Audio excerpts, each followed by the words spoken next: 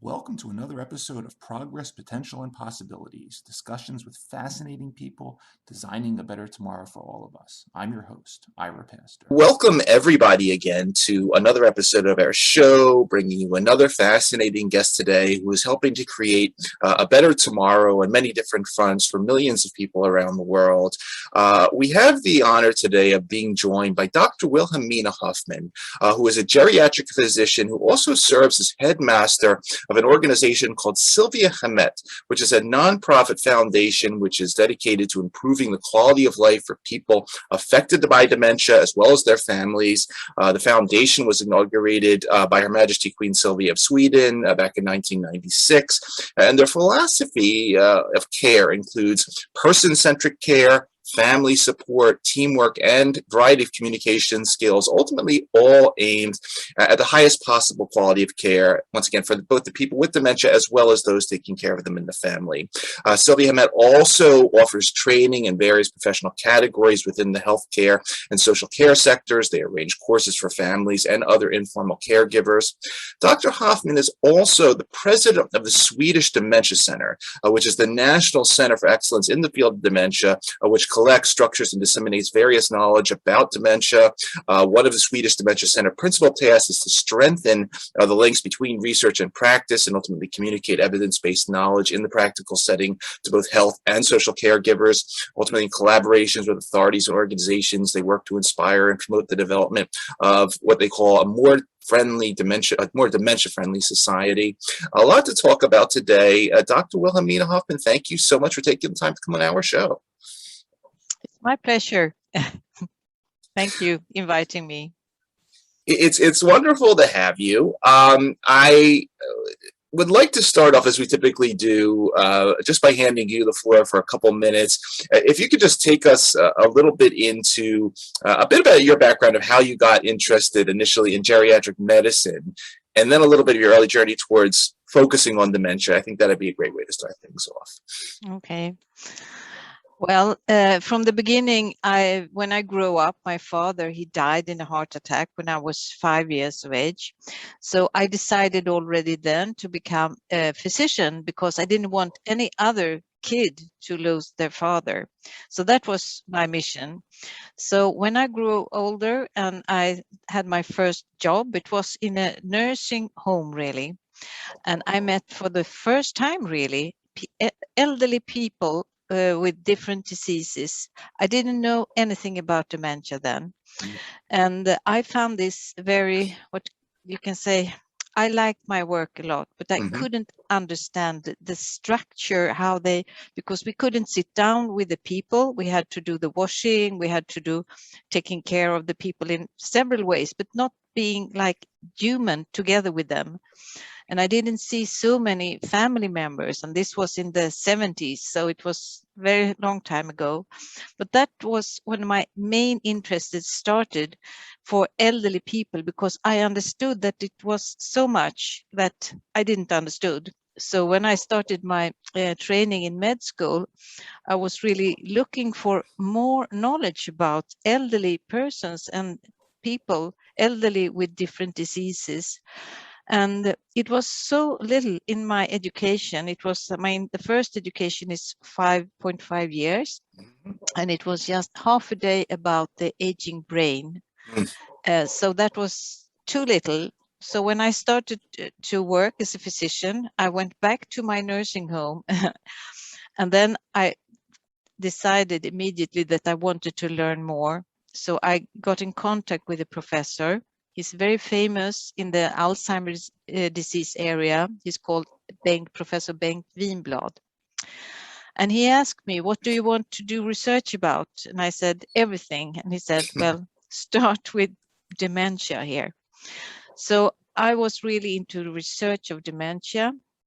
And I was also working at the same time. And I decided to become a geriatrician. But what I saw then was that all the fine research I could find, all the results, they couldn't really reach out to the patients in the ward, not in the nursing home, nor in the hospital. Yeah. So that was something that I always been bearing.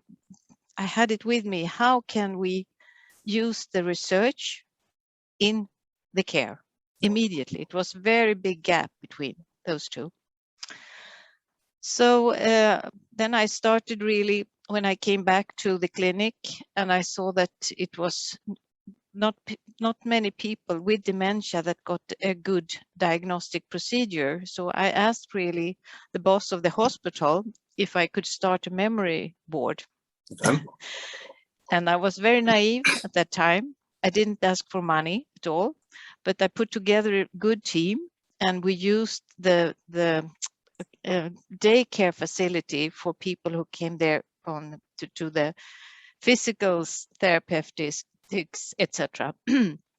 So we started a memory clinic in the city of Stockholm, and we put together we joined with the primary care, we joined with the community, etc. So I also could decide myself that the first visit was going to be a very long visit when I met the patient for the first time.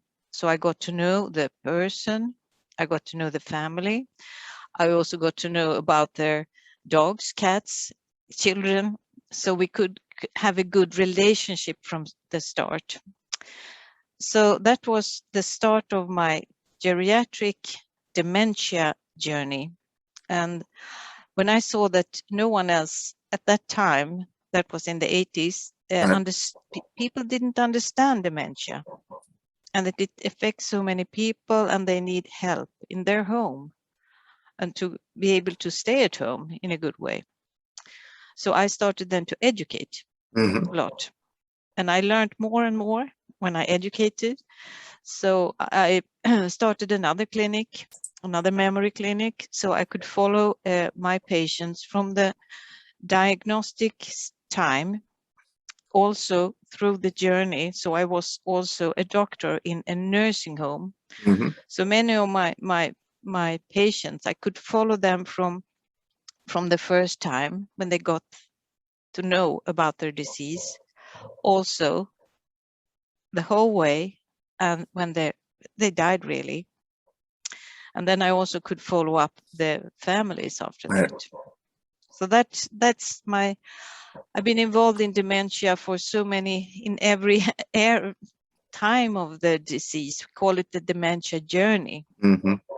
And what I know is that, what I've learned is that if people around a person with dementia got a lot of knowledge about symptoms and how we can treat that person in order for the person to keep up their self-esteem, then we do not need that many medical treatments. So the more I educated my team, the less work I had to do, you know? That's a part of my journey, really. It's a very interesting point you make there about, this is more than just a drug or a specific medicine. And you mentioned your father and heart disease. I also had a history of heart disease in my family. And, I saw that, and it was not, fortunately, I do not have a history of dementia in my family, but I clearly see that this is a different ecosystem, let's say, on what's involved. And, while heart disease, we've developed drugs over the years, and we have sort of these protocols. Dementia is a much more sort of disparate area. And it's very interesting hearing about your journey, how you were looking at this literally decades ago, that, we need to get all parts of this ecosystem together, because it's not going to be the special pill that's going to get rid of this disease. We need to bring everybody to the table, which is a quite refreshing and obviously important approach, especially with what we're facing in 2022, looking out as it pertains to this. As mentioned in the intro, Her Majesty Queen Silvia founded the Silviahemmet organization in 1996. Here we are a couple decades later.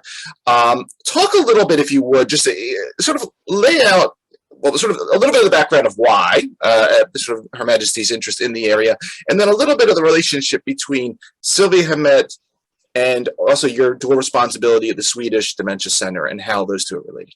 Yes, I'm really admire our Majesty Queen Silvia, because what she did is fantastic for our work in our country with persons with dementia and their families, because her mother had dementia and she was very public with this, and that was not so usual. A queen that's speaking about her mother with dementia, and her mother came from Germany.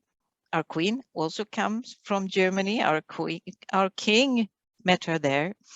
And when her mother got dementia, to be close to her mother came to Sweden. And what she realized then, when she asked the people working close to her mother, and that is assistant nurses, that is mainly women, but women and men with high school degree of nursing knowledge, not academic knowledge. She asked them about what type of good education they had, because they could meet her mother and also support the family with good information, how to do, etc., in different situations. And she was really surprised when they said that we do not have any education. And she asked why?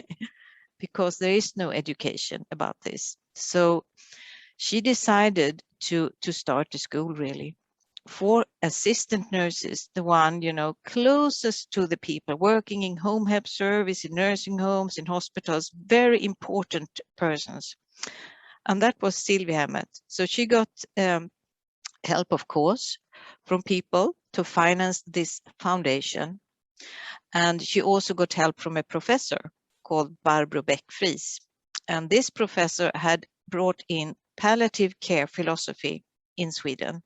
So you could, with your cancer, stay at home and you get all the help you needed at home.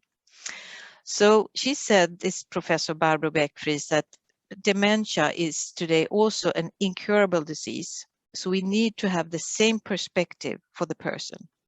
We need to be able to treat difficult symptoms. We need to, like you said before, work in a team. We need to help or support the family. And we need to be very good in communication skills, because people with dementia, with cognitive problems, can no longer often understand the words. They understand and can see the body language and have every feeling, but it can be difficult with these cognitive problems. So she introduced this care philosophy in Silviahemmet. And from the start of education, this was, a revolution, I believe, here in our country. I was working in a hospital, a nursing home, and when I did all those education programs, I was asked to come to Silviahemmet. And when I came to this foundation, I felt that I came home, because it was not like I was used to in the hospital. It was standard how to treat a person. Dementia is much more complex, and you need to see the person in a much broader perspective, understand the effects of the disease of the family, the social situation, and you must understand that you cannot be alone here. You need different competences to support the person, and how to join the person and the family in this teamwork. So when I came there, I came home. Really, it was now 18 years ago, and I continued then together with the board of Silviahemmet, and the Queen is very much engaged. She hasn't missed one board meeting. So she's really involved and interested in developing dementia knowledge and also different type of strategies how to support people. That's part of the story. And you were just mentioning this. I was just saying this broader perspective, and the Silviahemmet organization has a wide range of training programs in terms of the occupational therapist, the physiotherapist, the Silvia doctors, but the core of it all that I see when I sort of go through the materials is this model of the Silvia sister. Can you talk a little bit about what it means to be a Silvia sister and what that specific area of the organization focuses on in training those particular individuals? Yes, first I have to describe the organization today, because Sure. First we have the academic lines. Okay. A Silvia sister, that is the assistant nurse with training. And when the person has succeeded the training, and now we connected to an academic university called Silviahemmet in Stockholm, so they get academic points. Still, they also have the care philosophy with them, how to work and how to meet people with dementia. So the academic line is now for assistant nurses and for nurses, and they are 2 years and half time or 1 year. And we have for physicians, and that is with the Karolinska Institute. You know, the home of Nobel Prize. It sounds really fine. For physicians and for occupational and physiotherapists. And we also have shorter academic education for dentists, for people working with speech therapists, etc., etc. So we have an academic line, and we also have certification system. And that system is when we saw that one Silvia sister with very much knowledge came back to the nursing home or the daycare facility, but she or he couldn't change it. So we need in the walls that everyone knows about how to meet a person with dementia. How can we help a person stay in highest quality?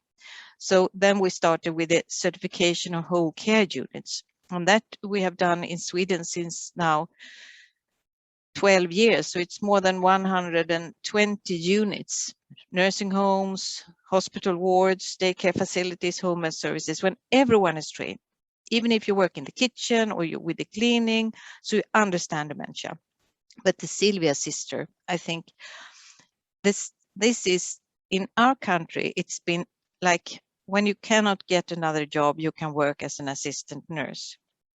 But when an important person like an assistant nurse, sorry, also get this education, and also from the hand of Her Majesty, because she gives the title and a fantastic nice brooch and a diploma to each of the Silvia sisters.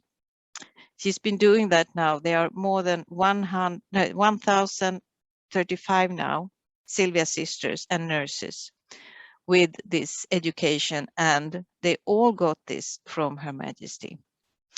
So what they can do now, it's more like a status working in dementia care, which has not been like a fantastic, well, I think it's the same in nearly every country.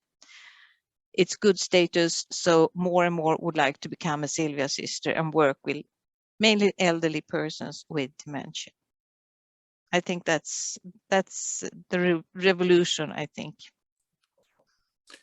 It's as you talk about that, I'll see commercials on TV here about, in the United States at least, this role about family caregivers and how we're beginning to, in certain areas, at least in the U.S., beginning to teach not just to access such services, but when the family member has to have a role here, because as you were saying, this is a long process. This is not a short-term thing. What are you seeing in terms of some of what you're doing in terms of the family caregiving situation in these situations when you say, hey, we can train you for this? Are you seeing a lot of reception when it comes to the level of how the family unit itself is accepting, hey, we need to be part of this process? What are you seeing in terms of when you interact with some of the families nowadays in terms of the new caregiving roles? I think that this is, of course, very difficult. You must understand from the beginning that being like a professional in this care situation, you must involve the family care immediately, because you cannot make good care if you do not involve the family carer from the start. And you can see the family care as the competent family carer, but still not, I mean, a competent person that also needs support and help. And bringing knowledge about different issues in the daily life can help the family to cope better, really. So everyone we are all different, and our patients are different, and also the family members are different, of course. They need different type of support. So you have to understand that from the beginning, you have to involve them, ask them, discuss with them, and also be the professional one that you can see that, okay, this is too tough for you at the moment. You need some help, because if we do not, we know about the research that family caregivers are more vulnerable to different, I mean, also have problems. They don't take care of their own diseases, to do their own checkups with the physicians. They withdraw from social activities, and then they get ill and feel bad. And we cannot afford to having two patients, both the person with dementia and the family care, because it's not always that easy to search for help. Not for everyone. Some do that, and some has to be, we have to tell them that you need help and support. So the family care issue is very, very important, I must say. So you must interact in a proper way, not take over, interact. Yeah, that's it's very interesting. I mean, once again, the human ecosystem that you need to address around this disease. But you're involved in more than that, and that's one of the areas that I wanted to introduce and focus on now. Has to do with this. In addition to your role as Silviahemmet and the Dementia Center, you've been actively involved in a program known as Silvia Bo, which is an interesting collaboration between the Silviahemmet organization and then also the IKEA group. There's one down the street here, not that far from my home, but also the Swedish construction firm Skanska. And here we're going towards a theme that we've touched on the show in the past, sort of aging in place. You've modified it slightly here, sort of creating this unique care concept, housing, ultimately towards directing dementia in place, sort of healthy dementia in place. Again, looking at some of these unique models that an organization like IKEA is developing in terms of modular housing and so forth. Talk a little bit about it, because I know this program came online 2017. Talk a little bit about what you're involved in here, because I think it's rather exciting. Yes, it is. And it's a very nice story too behind this, because it started with a cup of tea, an afternoon tea at Silviahemmet. And the Foundation Silviahemmet, that is a villa, a rather big villa, because there is daycare and education unit there. And the founder of IKEA, Mr. Ingvar Kamprad, he had always admired Her Majesty for her work with assistant nurses. And I have to close the light here, or no? Something blinking here. Well, so he asked to come and visit Her Majesty at Silviahemmet. So he came an afternoon in November 2015 and had a cup of tea with us, and I was joining them, of course. And he asked Her Majesty what she wanted to do next. Okay. So it was a fantastic silence there. And then she said, I would like that we had homes, good apartments, good places to keep on living with. Even if you have dementia, you can stay at home with your family member if that is possible. That is my wish, she said. And then Mr. Ingvar Kamprad said, let's do it. Because he had been working together with the building company Skanska and created another building company called Bo Klok. So he introduced Bo Klok to Silviahemmet, and we also had IKEA with us. So it was a fantastic journey, really, how we could meet with this furniture company, the house building company, and us with all our dementia knowledge about what can make it easier to stay at home. How do you make a bathroom possible? How do you arrange in the kitchen? What can you build in a home so it's easier, even if you have cognitive problems? And then you also must understand that you can have functional deficits when you're getting older, with viewing problems, hearing problems, moving problems, etc. So together we worked for a long time, really, to put a list. How can they build in their apartments so it's not expensive, because this should be for everyone, not expensive but good quality. Mm-hmm. And Her Majesty, she was involved from the start, really looked into everything about this.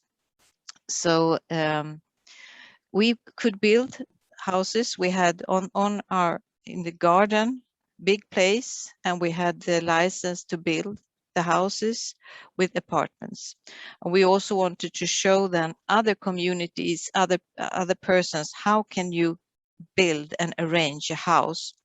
We did it also together with people with dementia, of course, so they could help us. Is this a good solution? And some solutions said, no, this is not good. You have to do like this. So this was the start of the Silvia Bo, and it's from Her Majesty's wish, really. Fascinating. Really, really fascinating. Yes, it was a fantastic meeting. Yeah. Very, very, very elegant concept it is, and especially in this era of the concept of aging in place. I think it's a very fortuitous tea. So I'm glad that happened. Yeah. What talk a little bit, because obviously you're a Sweden-based organization, but your reach is beyond Sweden. I read an article recently where the King and Queen, I think, went to Scotland, and they were talking a little bit about some of these book club prototypes there. What are you doing on the international scene? Because I know you have various training programs, train the trainer programs to expand this philosophy to many different countries in the region. Talk a little bit about the international view. Yes, we have since several years been approached from other countries, and I think it's been mainly because of Her Majesty from the start, but also from how the world looks like today with the aging population everywhere. So we started really when we had interest from Japan, and they wanted us to send Silvia sisters to Japan to help them. We understood that 1 or 2 Silvia sisters was not possible, so we started the trainer program. So the Japanese persons came to Sweden, and we trained them and provided them with the material. And then this also expanded to other countries, of course. So we've been also both doing this train the trainer program, but also certification systems, how we certify whole care units in other countries. And what I have understood, and what I like also, is that it's not political, the care philosophy. It's not religious. So you can be wherever. It's humanistic values, to see the person, understand a person's symptoms development, see the family, work together, because no one managed this alone, and also be good in this body language, understanding how you can use yourself. So I think this has been really fantastic. It differs in, the social structures about how you have, for example, in the communities who are paying for the care. Do you need to pay yourself, or do you have some money from the government or from the community, county council, etc.? But the main message is the same, really: how to meet the person with dementia. Along those lines,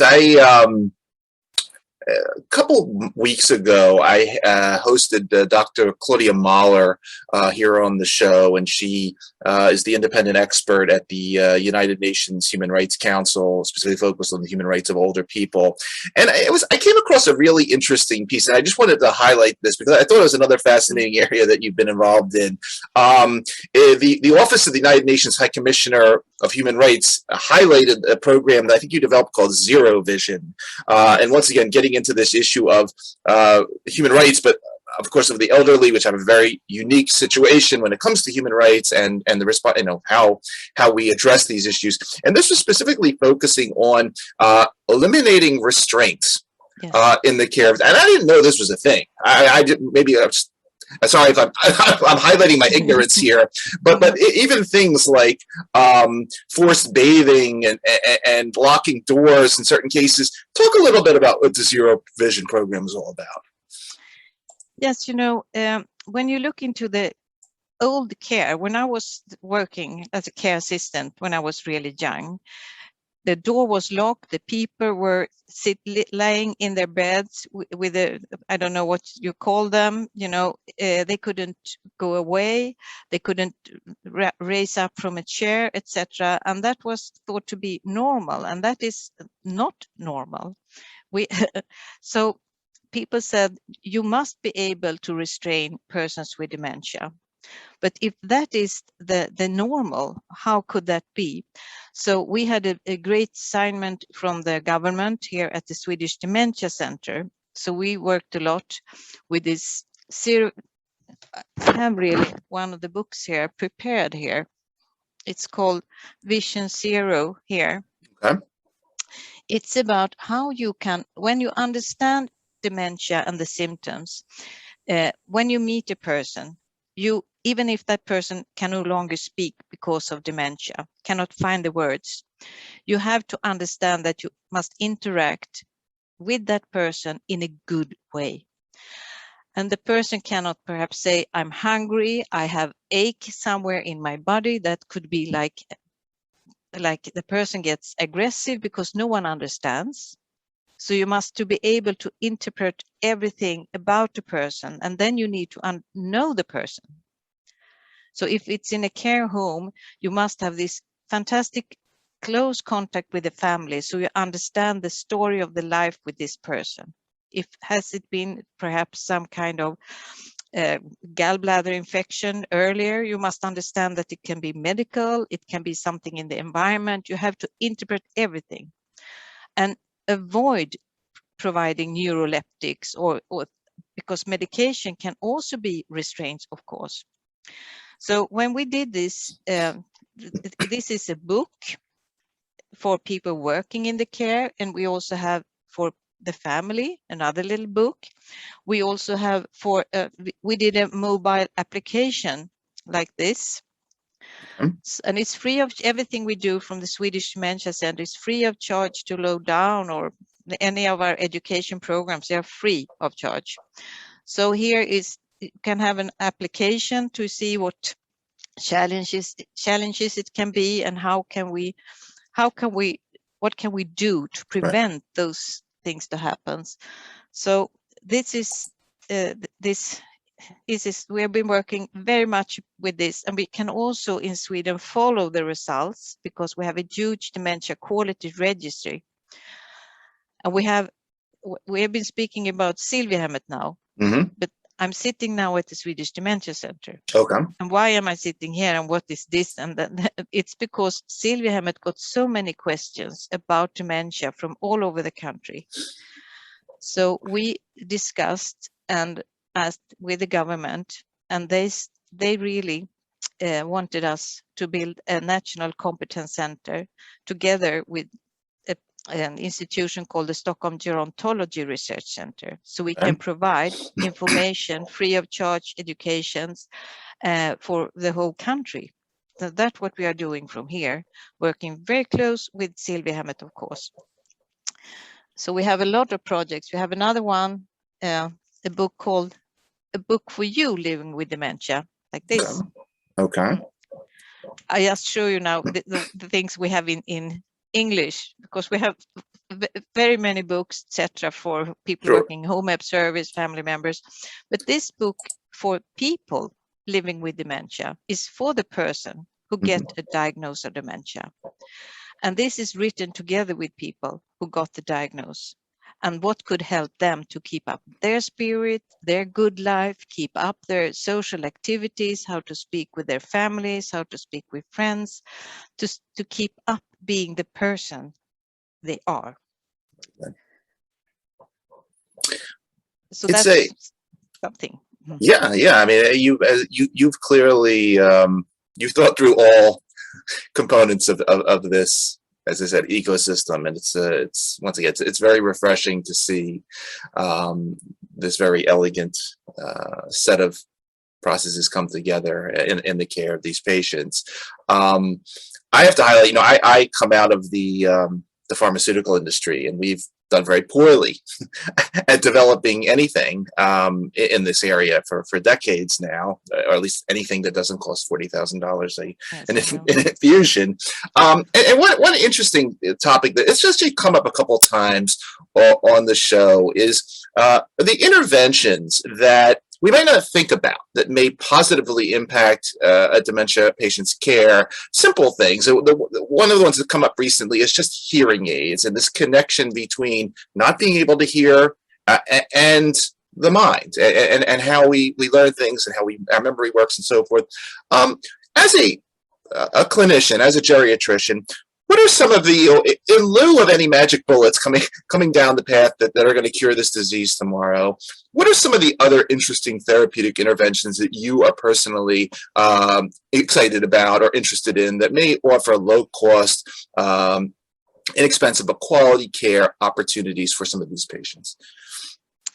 As you mentioned, this hearing aids, that's one thing that if your hearing problem is very, very common in the elderly population, very common, and you need to get hearing aids, because we know now also from research that if you are going to have a dementia development, you can get it faster if you do not have the hearing aids.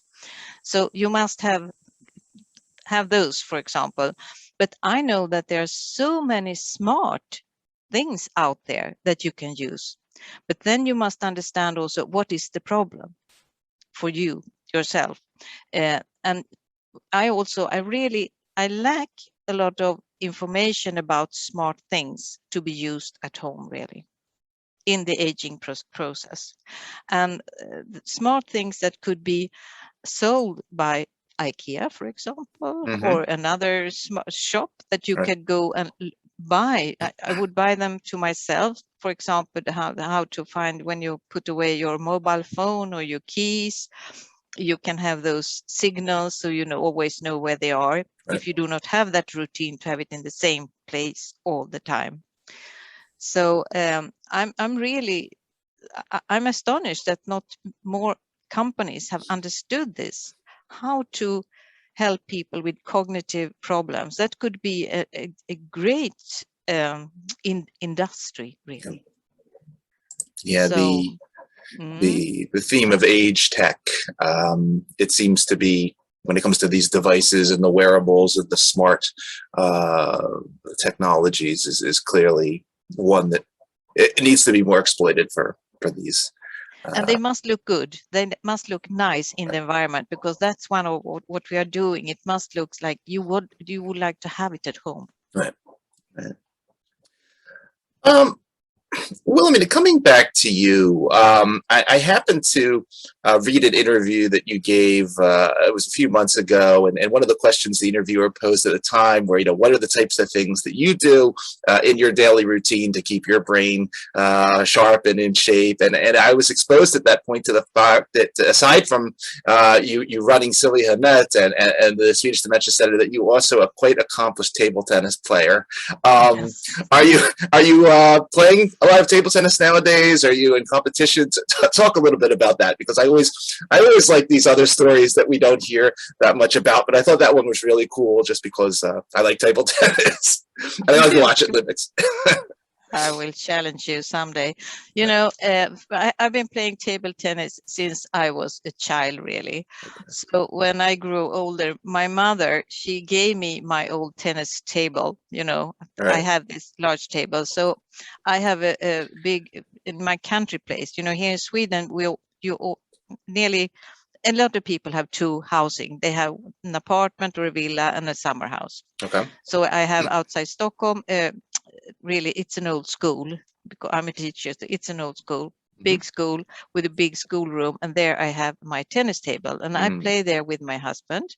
And we play every day we are there. We have our cups. We have the February cup now at the moment.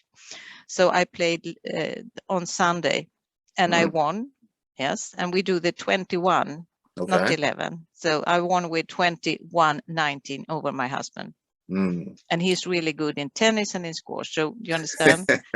It's but the day before Saturday he won over me. So but Very I think nice. it's very good to keep up what you really like.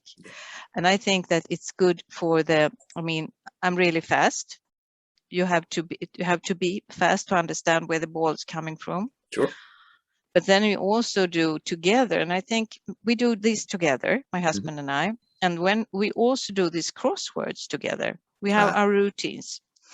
And you can do things by yourself. I mean, you read a book by yourself or a Sudoku or something like that. But to do crosswords together, that's so fun. So this together with physical activities, you know, it's a famous study going around the world now called the finger study. Okay. How to keep up your brain health. It's not just one thing. You have to. So for me, the physical activities is mainly walks and table tennis at the moment. And then you need to eat properly.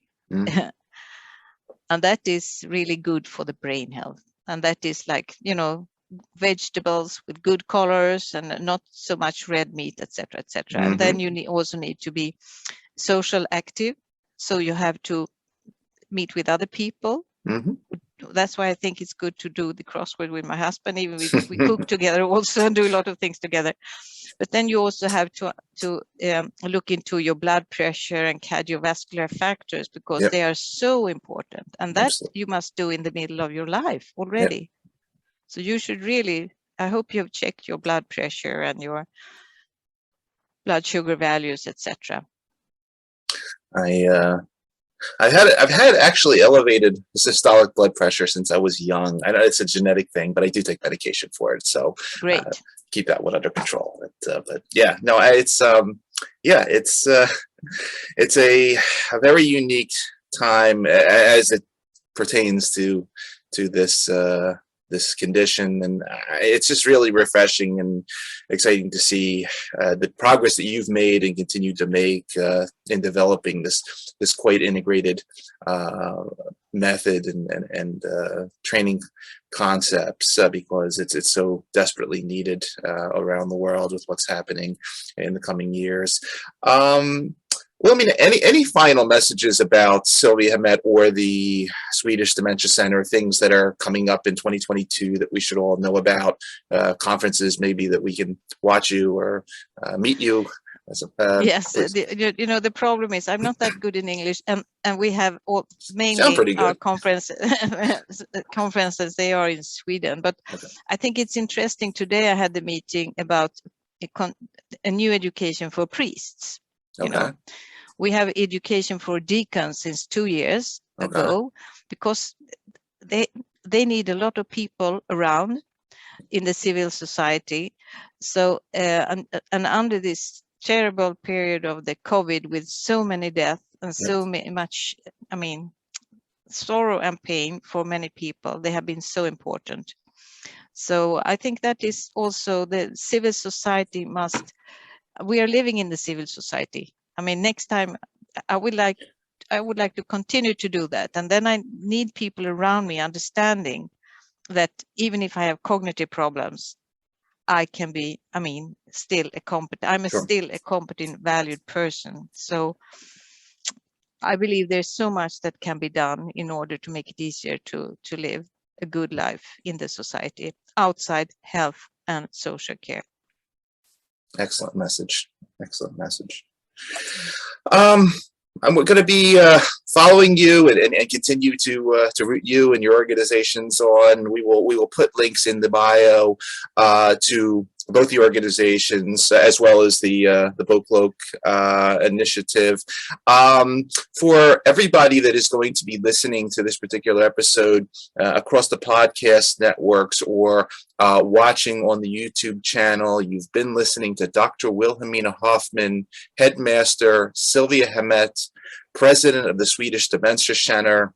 Also check out the Sylvia Bow and Boklok initiative that she's also integrally involved in. Check out her table tennis escapades as well. It was really a pleasure talking to you today about these topics. I want to thank you for taking the time out of your schedule to talk to our audience. Obviously, thank you for everything you've been doing and continue to do there. And as we like to say on this show, thanks for helping to create a better tomorrow for really millions of people out there. It was a great time talking with you. Thank you for the interest.